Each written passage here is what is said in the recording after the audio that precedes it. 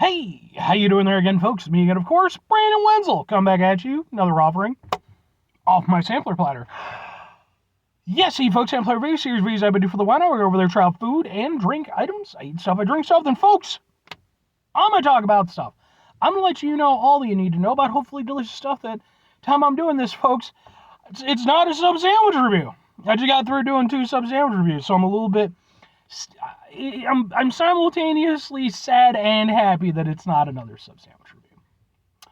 But anyway, folks, super simple format. I'm going to go over there, I'm going to try out food and or drink items. Whilst I'm doing so, I'm going to go over there, I'm going to yammer on, I'm going to blather, just whatever adjective you want to go over there and assign to me going over there and talking too much about whatever the fuck it is that I'm trying. That's what I'm doing. Whilst I'm doing all that, I'm inside my truck. Whilst I'm inside my truck, I'm wearing a super cool shirt. Folks, when I wear super cool shirts, I like to highlight super cool shirt. Super cool shirt is it today. Boom! It's my Steel Dawn shirt with the Patrick Swayze-ness. I love this movie. It's kind of like if Patrick Swayze decided to do a Highlander movie. Which, that actually would have been awesome if they could have gotten Patrick Swayze. Now I need that in my brain. Damn it, Patrick Swayze, why do you have to be dead? Although, to be fair, his brother is still alive, and his brother looks very similar to him. He would, in fact, show up in Patrick Swayze movies, usually as some sort of bad guy to get the shit kicked out of him. Which is always a little bit weird, because, like, not only is he your brother, but again, it's like, he kind of looks like the great value version of you. And that's not to knock the guy or anything. I always like seeing him in the movies.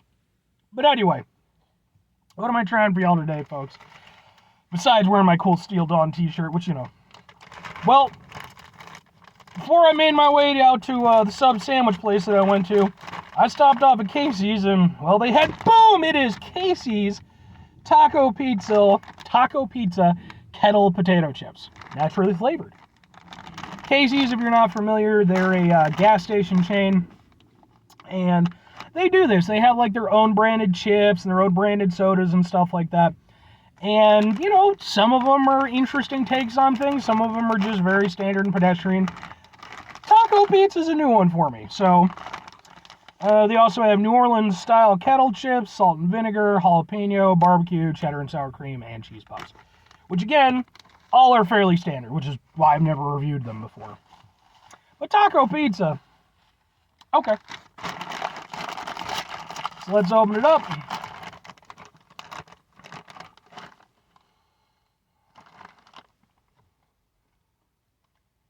I mean, okay. You know, and I do want to mention something. I think it's pretty cool that we've gotten to a point in life where kettle chips, which when I was growing up, kettle chips were always fancy schmancy. You know, they were always like a special thing. You know, like if you got some kettle chips, that was like a reason to, you know, for people to come by. Ooh, kettle chips. Now we just get gas station branded kettle chips. Like, you know what? It's all right. It's okay. Looks like that. Let's try one.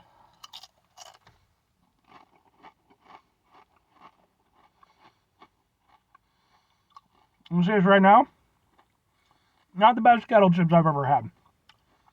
Needs more structure to it. Kettle chips should damn near break your teeth off.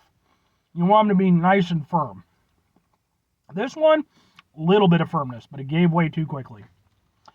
That, however, taste-wise, ain't a bad kettle chip.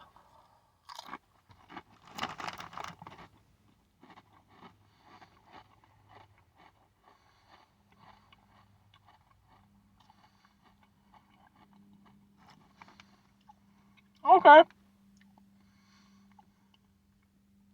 Alright, yeah, I mean, okay, I kind of get what they're going for with it.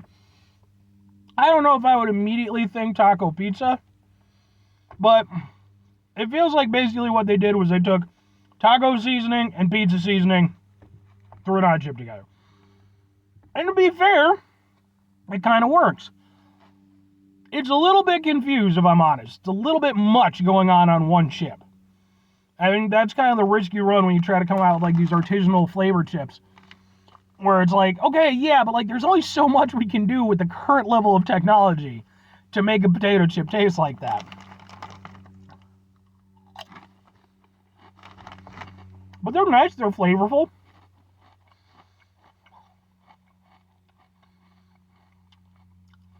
And thing is, like, the initial flavor It's kind of just an overall sort of general, just a general spice flavor. Like, you know, I wouldn't say it's like particularly distinct in any of the flavors you're getting. You're just getting like a lot of just kind of general spices going on. Once that fades back a little bit, that's when you start to get a little bit more of the individual elements. You can definitely taste like a taco seasoning for sure.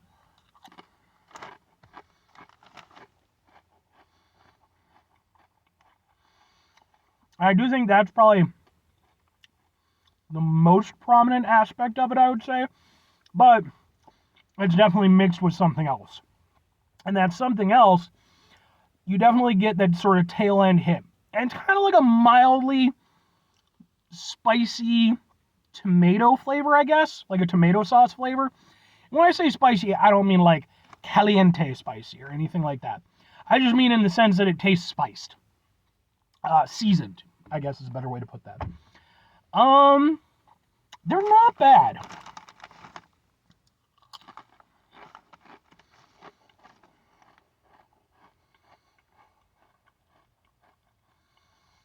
They're not bad, but they're not great.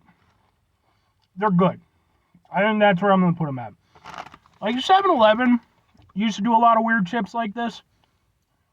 And I'm sad that they stopped because they actually tended to make really good ones. This one ain't a bad flavor combination, but I do feel like it's trying to do too much. There's just too many flavors going on trying to kind of compete with one another on a format that is ultimately a potato chip. So, two questions have to be asked. Would I get it again? Would I recommend it? Maybe and maybe. I could see getting these again later on down the line, but it would most likely be out of curiosity. It would be me wanting to try them again to see if I can kind of discern more from it. You know, like, if I have them again, maybe I'll have a little different experience with them. Because the experience I've had with them in this particular review, while not bad, is definitely not one that makes me really want to go out and get them again. It's like, I'm glad they're an option. They're interesting tasting, I think. But I do feel like there needs to be either some refinement or they need to dial back something a little bit for it to really stand out for the chip that I think they want it to be. As for recommending it, try it. I don't know that you're going to love it, but they're not bad chips fundamentally. Let me stress that. They could be better as kettle chips. They could be better with the flavoring. But they do have a decent flavor to them for what they are, and they're not bad chips. Out of curiosity, they're worth trying. But anyway, 5 things before I get out of here. Have yourself a great rest of your day. Spectacular rest of the week. Monday, mental rest of the month. Spanish rest here. Folks, you can go over there and have yourselves a truly taco pizza-tastic rest of your life. I mean, I guess. I don't usually get taco pizzas. I like tacos. I like pizzas. And I have had, on occasion, a really good taco pizza. I'd say maybe 2 in my entire life. Typically, though, I don't think taco pizzas work as well as I think they should. But, again, if you get it from a good place, it can work. Final 2 things. Number 1, try to bring some positivity in your world. It's not always possible. It is, however, always appreciated. But what you do if you can't do all the time. I know I can't do all the time. Here's what you're going to do, folks. You're screwed up my hand motions, but you're going to try not to be an asshole. Folks, it's not the easiest thing in the world to do. Trust me, I wish it was, but it's just not. You know, it's just life can be stressful and frustrating and bullshit, and you just burger. That's the noise you make when you're stressed out and pissed off. You go burger. That lets people know, whoa. This guy's for real. We need to back the fuck up. It is important, though, when you get into that burger type situation. Take a step back. Try to mitigate the level of assholishness in our lives. Hopefully do better for ourselves and for those around us. Very final thing, folks. Do the thing. Whatever the thing is for you, that's what I want you to go out and do. Folks, maybe you're going to go over there. Maybe you're going to go to Casey's.